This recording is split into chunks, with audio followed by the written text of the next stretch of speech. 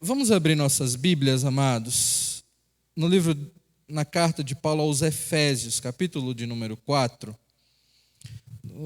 Nós vamos ler os versículos 27, 29 ao 32. Nessa última mensagem dessa sequência acerca do perdão, nós vamos hoje aprender acerca da cura por meio do perdão. Cura por meio do perdão. Paulo, escrevendo à igreja em Éfeso, ele diz assim, versículo de número 27, não deis lugar ao diabo. Versículo 29 diz, não saia da vossa boca nenhuma palavra que cause destruição, mas somente a que seja útil para a edificação, de acordo com a necessidade, a fim de que comunique graça aos que a ouvem. E não entristeçais o Espírito Santo de Deus, com o qual fostes selados para o dia da redenção. O versículo 31 diz assim, toda amargura, cólera, ira, gritaria, blasfêmia, sejam eliminadas do meio de vós, bem como toda maldade. Pelo contrário, sede bondosos e compassivos uns para com os outros, perdoando uns aos outros da mesma maneira como Deus vos perdoou em Cristo. Alguns perigos da falta de perdão. A cura pelo perdão.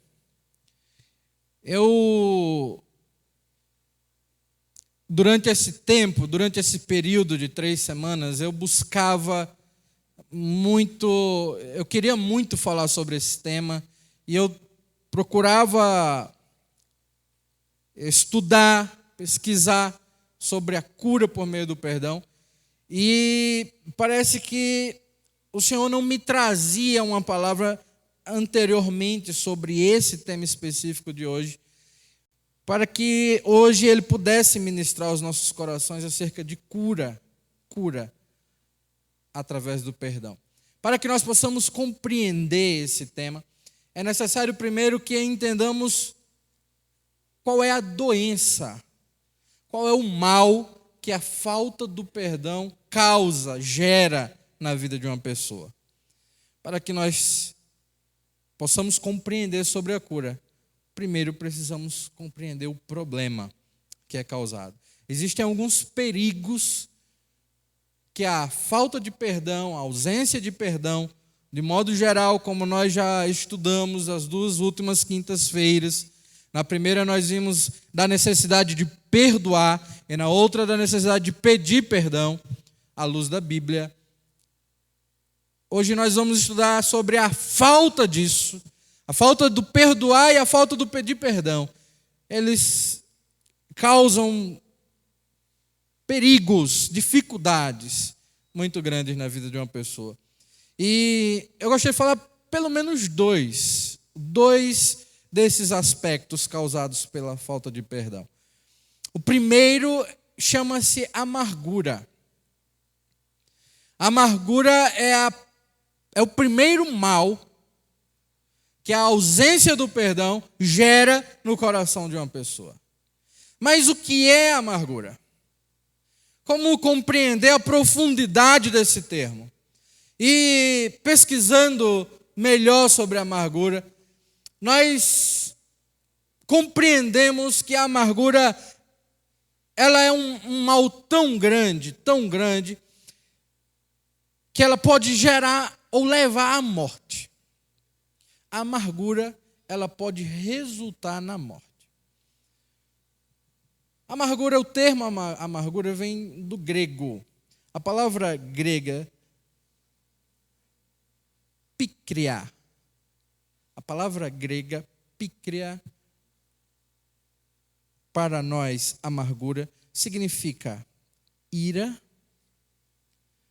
aspereza, e descontentamento.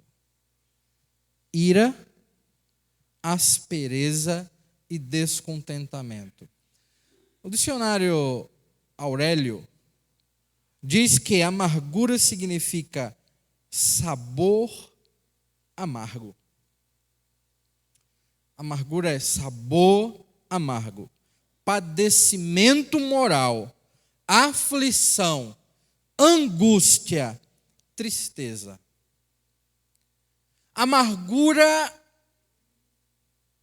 num termo simples e conhecido para nós, é sabor amargo. E eu, pensando sobre sabor amargo, eu entendi que a amargura é pior do que o dissabor. Dissabor é a ausência de sabor. Pessoas que não têm sabor na vida, vivem sem qualquer alegria, vivem sem qualquer contentamento, elas vivem no dissabor. A amargura me parece ser um termo ainda mais profundo do que isso.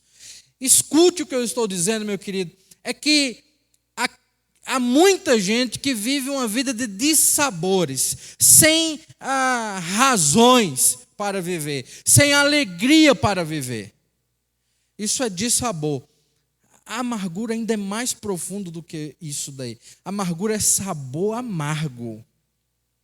Não é apenas a falta de sabor, mas é um sabor amargo na vida. É uma vida amargurada. É uma vida raivosa.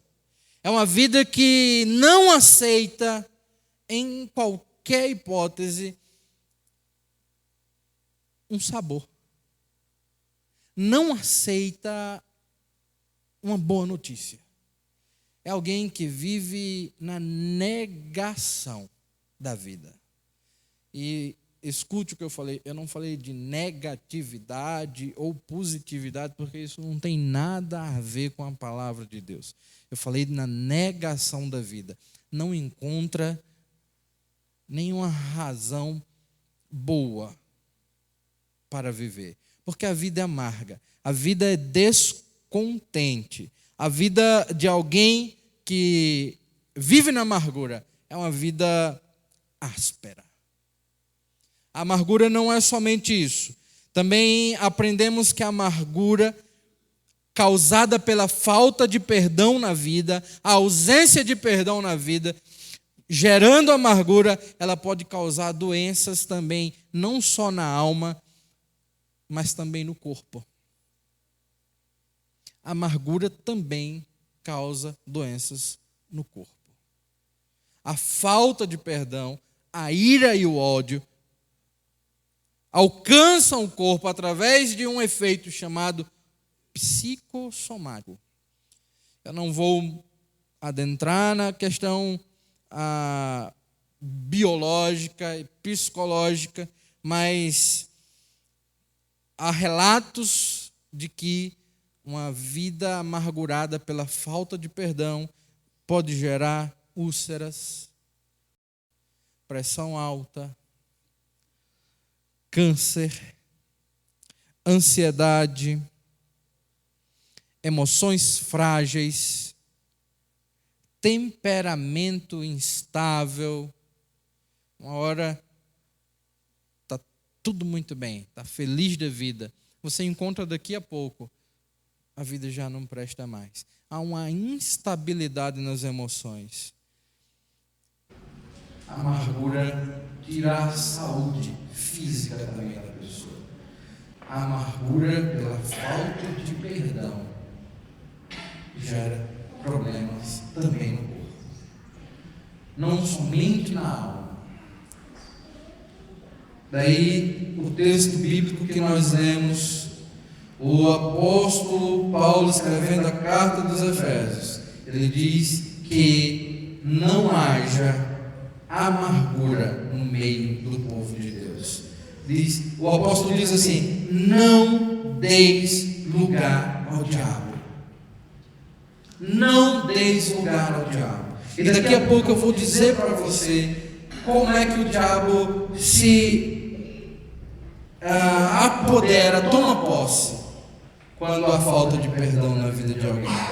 Paulo diz assim: não haja entre vós nenhuma amargura, nenhuma cólera, nenhuma ira. Porque, querido, a amargura, além de tirar a alegria de viver, além de ser pior do que uma vida de dissabores, o escritor da carta de Hebreus, ele diz algo ainda mais profundo, mais forte, mais triste do que isso. No capítulo de número 12, versículo de número 15, o escritor de Hebreus fala de raiz de amargura. Assim como um câncer silencioso, que quando se manifesta, quando é descoberto, já tem começado a tomar conta do órgão, a amargura também acontece desse jeito. Vigiai, para que ninguém se exclua da graça de Deus, e que nenhuma raiz de amargura ou de mágoa, nessa versão que está aqui, esteja ou brote e vos cause confusão, contaminando a muitos. A amargura, quando se manifesta, ela já tem um corpo formado. A raiz de amargura brota no coração a partir da ausência de perdão na vida das pessoas.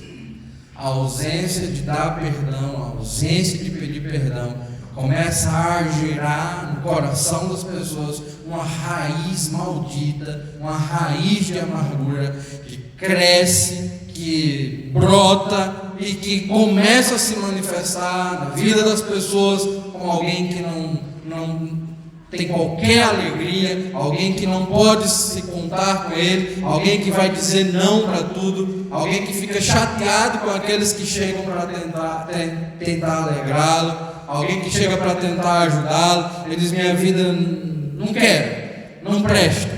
Vimos alguns relatos de pessoas que viviam amargamente, pessoas que vivem na amargura, elas só conseguem transmitir amargura.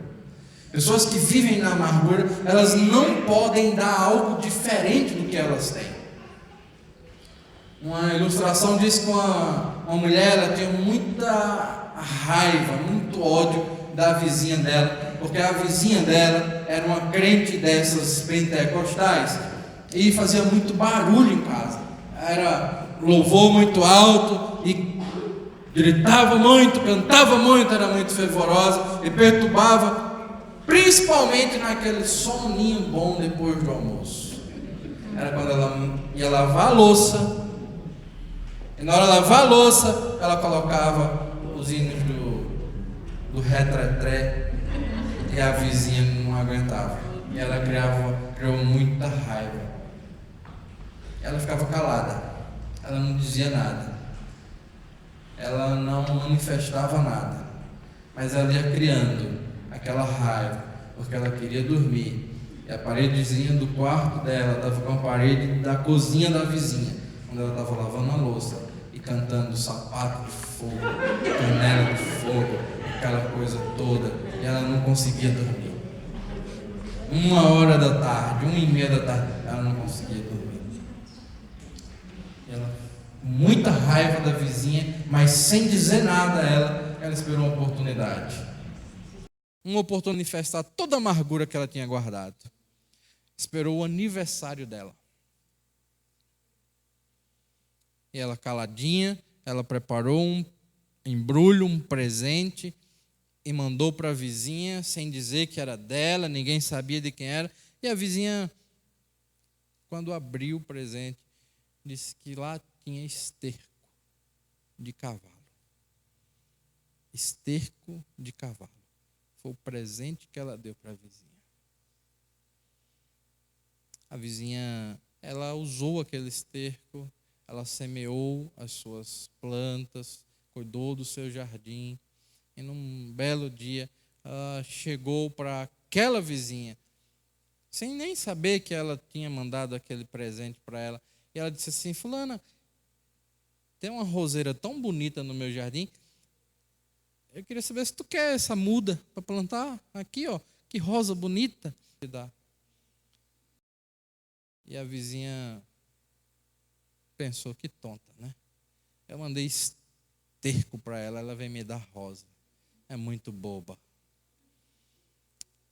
Mas o final da ilustração diz assim: cada um só dá o que tem. Cada um só dá aquilo que possui. A pessoa amargurada não pode dar uma rosa. A pessoa amargurada, ela não pode oferecer algo de bom para o outro. Ela só tem amargura para oferecer. Ela só tem palavras ruins, duras, ofensivas para oferecer. Ela não consegue olhar adiante. O olhar dela é para trás. O olhar dela é para a dor que ela passou. O olhar dela é para o problema, para a situação. É para a ofensa que ela enfrentou. É porque ninguém quis saber dela naquele momento. É porque naquele dia que aconteceu todo aquele problema, que machucaram ela, que ofenderam ela, não tinha uma pessoa para cuidar dela, não tinha um ombro amigo, e agora ela vive amargurada, agora ela vive rancorosa, ressentida, porque ninguém quer saber dela, e a vida vai caminhando, e ela vai adoecendo a alma, até o momento que ela também vai começar a adoecer o corpo. Começam a surgir manchas na pele, começam a surgir manchas vermelhas, e a raiva é grande, que se alguém falar no nome, ela diz assim: não fale no nome dessa pessoa perto de mim. Não toque nesse nome, porque eu não quero saber. A amargura vai adiante, ela não para por aí. A amargura é contagiosa. Ela não se resume ao amargurado. Ela contamina aqueles que estão ao redor. A amargura gerada pela falta de perdão, quando é exposta em palavras e atitudes, contamina aqueles que fazem parte da vida. Na quinta-feira passada, ele disse assim: eu tive um problema com uma pessoa, eu fiquei com muita raiva de uma pessoa, e na mesa de casa eu falei isso, eu demonstrei isso foi externado, de tal modo que a minha família foi contaminada, e depois passou tudo aquilo, eu perdoei a pessoa, ficou tudo bem com aquela pessoa com que eu tive o problema, mas a minha família ficou contaminada. A minha família dizia assim: você é muito besta. Depois que fez tudo com você, agora você vai trazer para dentro de casa de novo. A amargura contamina, queridos. Uma pessoa amargurada, um coração amargurado, ele contamina aqueles que estão perto.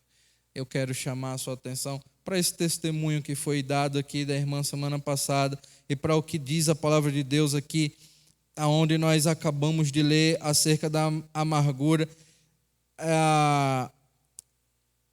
Cuidado com aquilo que você leva para a mesa, né? Cuidado com aquilo que você leva para a mesa. Às vezes nós nos chateamos com alguém, nos iramos com alguém, e nós podemos não pecar mesmo irados, mas nós pecamos quando nós levamos isso para contaminar os outros, contaminar a nossa casa, a nossa família. Quando a nossa ira, ela não é canalizada em oração diante de Deus, nós pecamos porque nós passamos a contaminar os outros. A palavra de Deus diz que o que contamina o homem não é o que entra na boca, mas é o que sai da boca. As nossas palavras nos fazem pecar. Uma pessoa amargurada, ela contamina os demais. Alguém disse que o pastor foi fazer uma visita na casa do irmão, bateu lá na porta e o menino foi atender.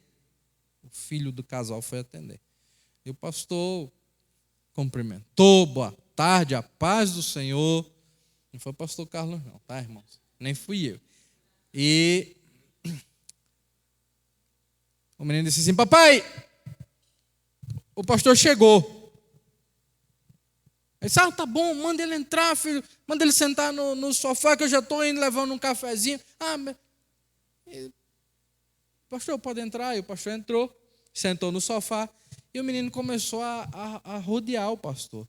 Ele olhava de um lado, vinha para o outro lado, olhava também. Ia para trás do pastor, olhava também. E o pastor não estava entendendo nada. Daqui a pouco o menino estava aqui. Aí vinha para o outro lado e depois vinha para trás, olhando para o pastor. O pastor não entendeu e disse assim: meu filho, o que meu filho está procurando? Ele disse assim: eu estou procurando a outra cara do pastor. Outra cara? É porque papai disse que o pastor é duas caras. Eu só estou vendo uma. Papai disse que o pastor na igreja é uma coisa, no gabinete é outra. Você já pensou? Cuidado, irmãos, com o que você leva para a mesa.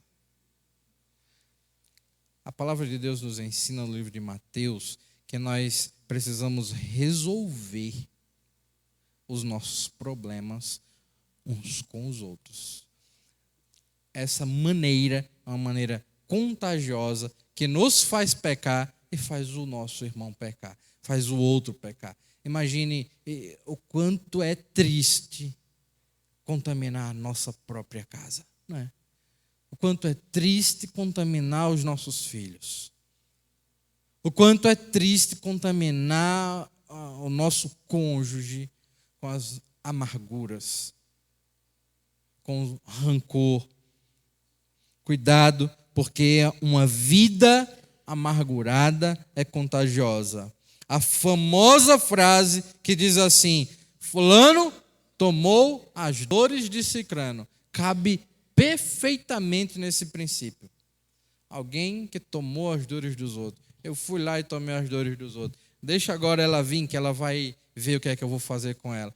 Tomar as dores dos outros, irmãos. Tenha muito cuidado com o que se ensina lá fora. Tenha muito cuidado ao tomar as dores. Porque, irmão, as dores às vezes podem ser dor de amargura. A dor do outro que você está querendo tomar para você pode ser uma dor de amargura.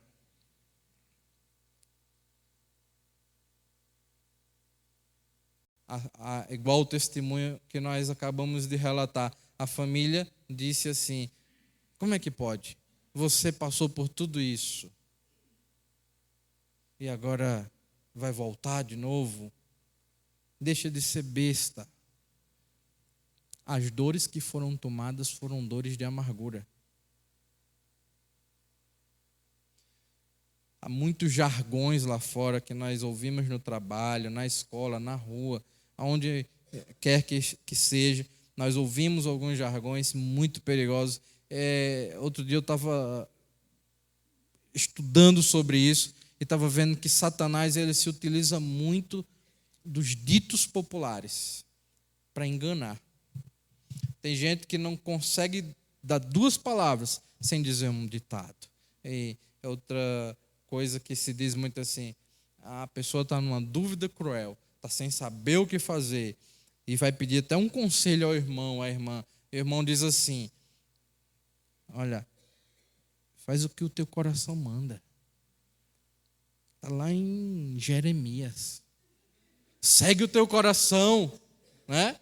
Segue o coração, faz o que o coração manda. Você vê esse tipo de frase em todo canto. Você vê em para-brisa de carro, você vê em rede social, você escuta gente falando, irmãos da igreja falando: vai conforme o teu coração. E a Bíblia diz assim: o coração do homem é corrupto. Ele é desesperadamente corrupto e enganoso. Não vá pelo seu coração. Não vá. Não siga o seu coração, não. Isso é mentira do diabo. Assim como essa frase aqui: tomar as dores dos outros. Olha, irmãos, deixa eu dizer uma coisa para você nessa noite. Cristo tomou sobre si todas as nossas enfermidades. Nem eu, nem você precisamos tomar a dor de ninguém. Esse papel já foi cumprido. E eu ouvi uma coisa linda nessa noite. O irmão Girão orando aqui, ele disse assim: Jesus investiu 100% em você. O Senhor investiu 100% em você quando Ele tomou suas dores já. Ninguém precisa tomar a dor de ninguém. Ninguém precisa tomar dores amarguradas de ninguém. A pessoa amargurada, ela não precisa de alguém que tome suas dores.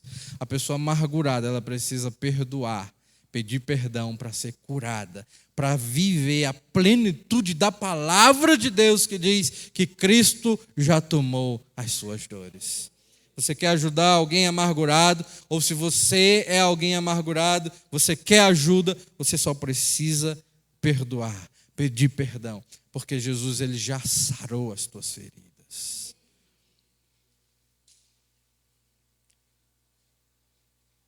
O espírito deprimido não se sustenta, diz a palavra de Deus no livro de Provérbios, capítulo 18, 14. Um espírito deprimido não se sustenta. Ele decai, ele não continua, ele não consegue permanecer, ele logo vai esmurecer. A amargura, queridos, não pode fazer parte da nossa vida. A amargura precisa ser deixada de lado. A amargura precisa ser extirpada, colocada fora, precisa ser colocada para trás nas nossas vidas. Mas também, a segunda coisa que eu quero falar nessa noite, acerca da ausência de perdão, além da amargura gerada pela ausência de perdão, é que a falta de perdão dá ao diabo uma reivindicação legal para deprimir. Eu vou repetir porque isso é muito sério. A falta de perdão dá ao diabo uma reivindicação legal, dá um direito para deprimir. E a prisão da depressão, aquele que é deprimido pelo diabo, aquele que está em depressão pela falta de perdão, ele está sujeito à opressão, e a opressão resulta em possessão. Em 2014 ou 2012, não lembro bem o ano, nós estivemos fazendo um trabalho missionário em uma cidadezinha lá no interior da Paraíba, durante 4 dias. No primeiro dia de trabalho naquele lugar, nós conhecemos uma moça. E aquela moça, ela era no evangelismo que os jovens faziam lá. Nós encontramos essa moça e a primeira a encontrar foi a minha esposa. E aquela moça, ela era diferente. Era uma menina de 14 anos e ela se vestia de forma muito sensual e ela falava como uma criancinha, um bebezinho. Ela não falava normal. E ela tinha um comportamento muito diferente, muito estranho. E ela começou a se apegar com a minha esposa. Se apegar com a minha esposa de uma forma incomum, de uma forma que não era boa, não era normal. Como se a minha esposa fosse a protetora dela. Ela ficava como uma criancinha. E quando nós vimos aquilo, nós identificamos aquilo, nós fomos orar pelaquela jovem. Nós nos aproximamos dela e pedimos para orar por ela. Agora eu não lembro mais o nome dela. E a primeira vez que impomos a mão sobre ela, ela ficou possessa. E durante aqueles 4 dias, nós passamos uma grande luta com aquela menina. Uma grande luta com ela. Todas as vezes que tinha trabalho, ela chegava lá. Todo lugar, nós fizemos vários cultos em vários pontos da cidade, ela ia lá e ela ficava possessa. Se alguém chegasse perto dela e falasse alguma coisa, orasse para ela, ficava possessa. Até que nós fomos na casa dela e nós fomos descobrir a situação dela. o que era que tinha por trás daquilo tudo. Era uma menina que vivia na prostituição, no alcoolismo, apenas com 14 anos. Ela se prostituía em troca de bebida, de cachaça. E ela vivia daquele jeito naquela cidade, e as pessoas conheciam ela, todo mundo conhecia ela. É quando nós fomos ver, era uma história de ódio, de rancor pela mãe que a abandonou. A mãe a abandonou com a avó, e ela odiava a mãe, mas ela odiava muito a mãe. Aquela menina tinha a sua vida destruída ali, totalmente destruída. Ela andava suja, maltrapilha, ela tinha uma vida muito feia, porque ela não conhecia o perdão, ela conhecia o ódio, ela conhecia a amargura. Então escute isso que eu vou repetir para você. A falta de perdão dá ao diabo uma reivindicação legal para deprimir. E a prisão da depressão é acompanhada pela opressão. E a opressão resulta em possessão. 2 Coríntios, capítulo 2, versículo 10, o apóstolo Paulo vai dizer: eu perdoo para não ser vencido por Satanás.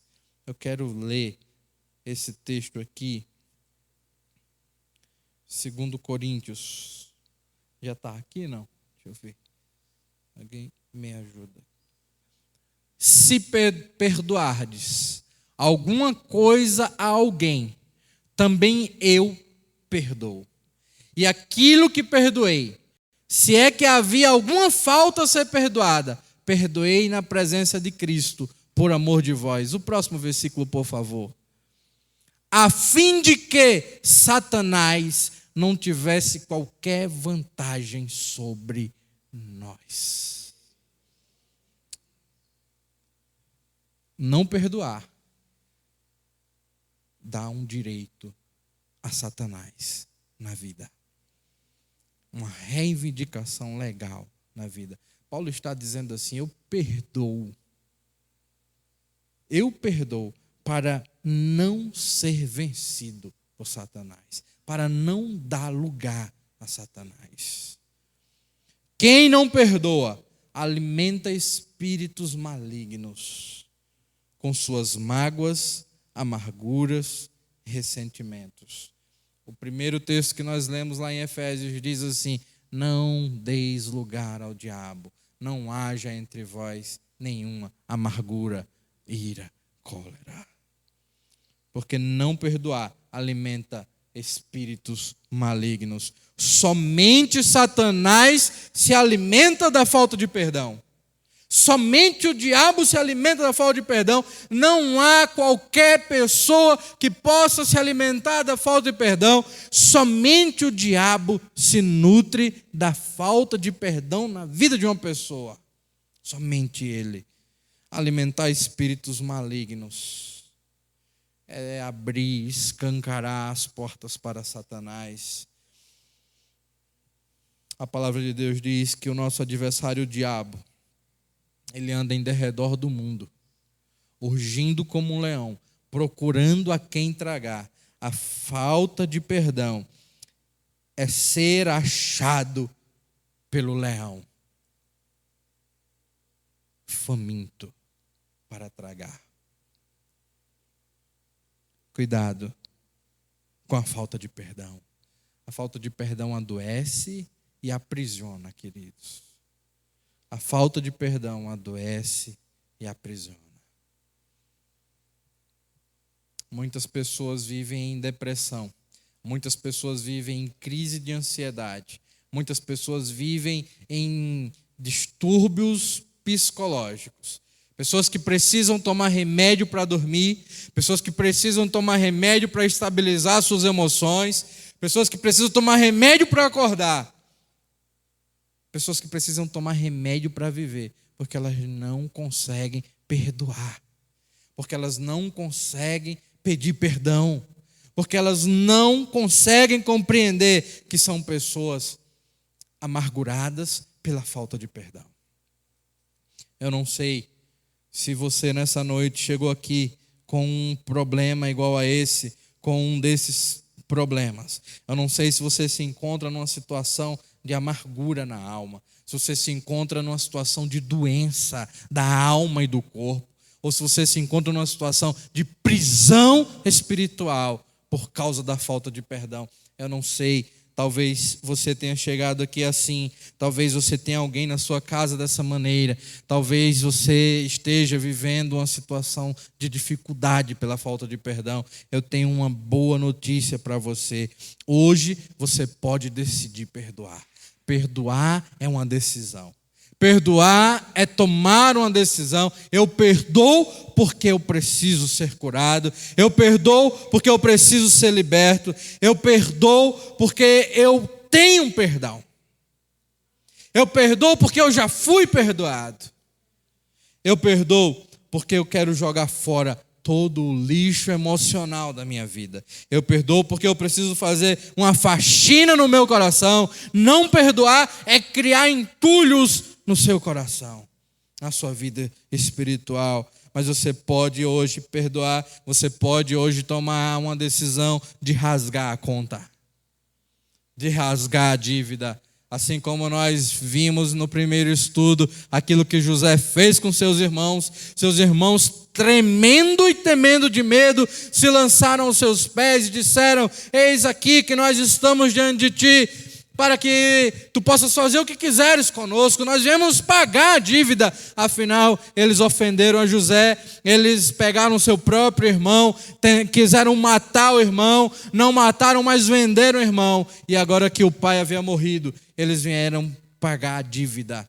Eles vieram se colocar diante de José, para que José pudesse fazer, ou dar o troco a eles, fazer com eles o que eles fizeram com José. E José disse assim: vocês não me devem mais nada. A conta está paga, a dívida está rasgada, vocês não me devem nada. Não se preocupem, não tenham medo, porque eu vou cuidar de vocês e cuidar dos seus filhos. Você nessa noite pode rasgar essa conta e você pode dizer: eu perdoo, eu escolho perdoar, porque eu tenho perdão de Deus, porque a minha conta foi rasgada. A minha dívida já foi paga. Eu não estou mais devendo, porque na cruz o Senhor Jesus rasgou a minha dívida. Então eu posso perdoar também. Eu posso rasgar a dívida também.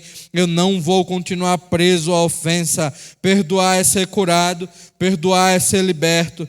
Perdoar é tomar de volta o seu lugar na comunhão. É tomar de volta o seu lugar na mesa da comunhão.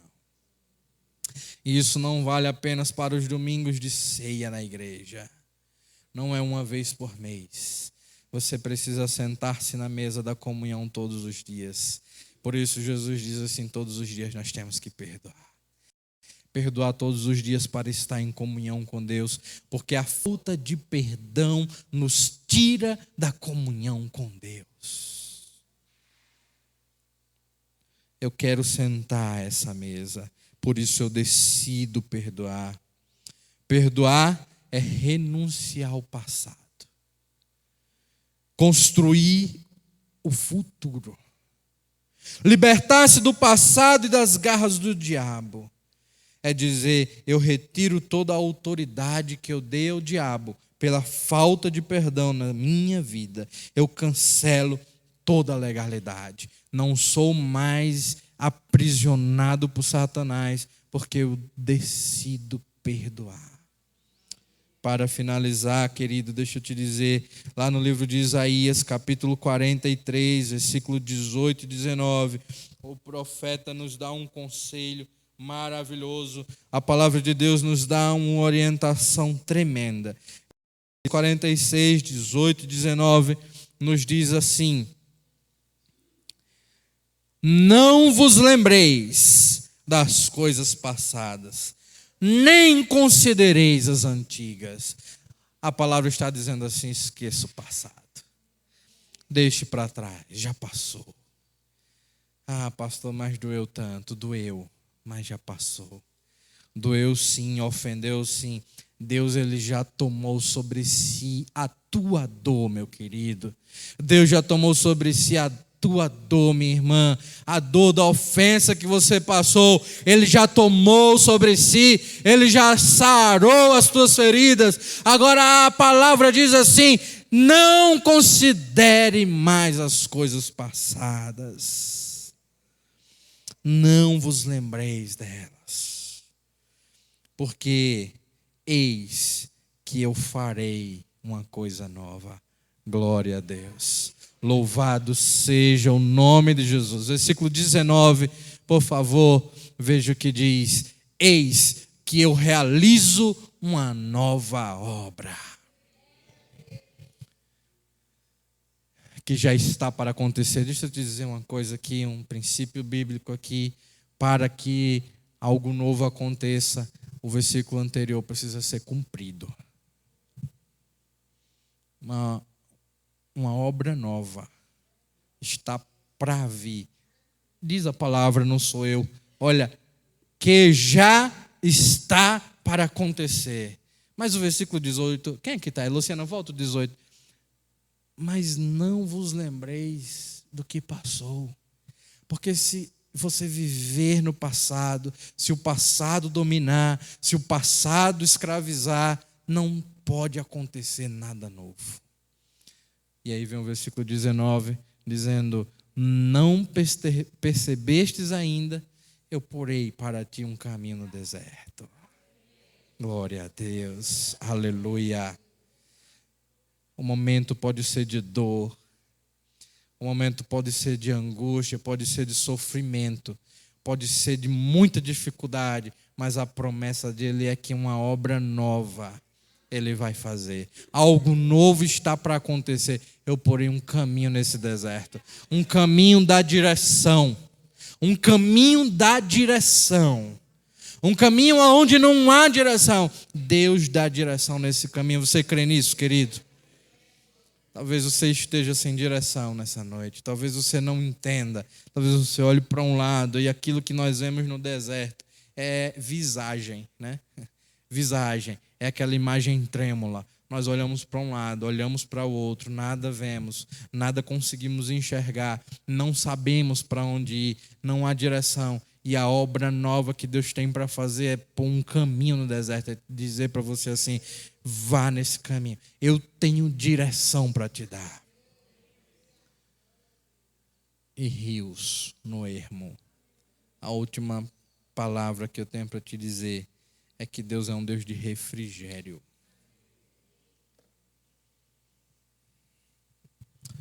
Talvez a ofensa possa ter causado para você muita dor.